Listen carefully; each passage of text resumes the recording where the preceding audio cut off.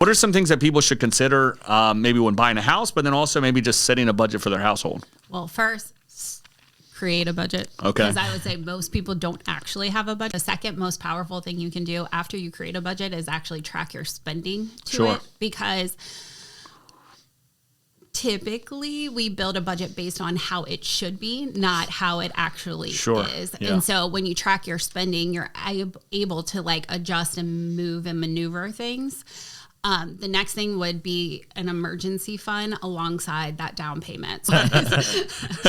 And so they forget all the things they know, which is, you know, something inevitably breaks and you need to have cash on hand because if something happens, whatever.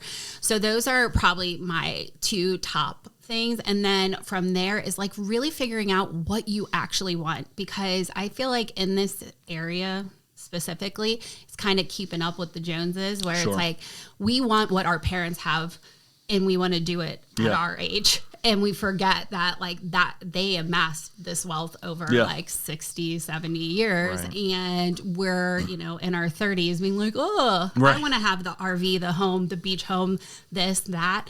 And what we forget to do is really like check in what's important to us. Maybe that is the most important thing, but also like, is it the yard for the kids? Does this home have the yard that you want for the kids? Like if it's summertime, do you want to be able to have a neighborhood pool or a pool in the backyard? Or are you going to go buy a condo somewhere else?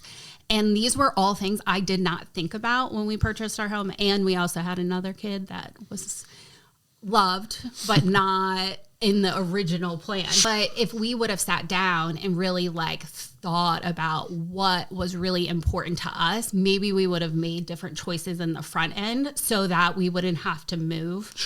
But I think the biggest thing, especially if you're doing your first home, is like plan to be there 5 to 7 years and before you decide to like move on. And also like don't buy the home you need in like 15 years when you only have the budget for today.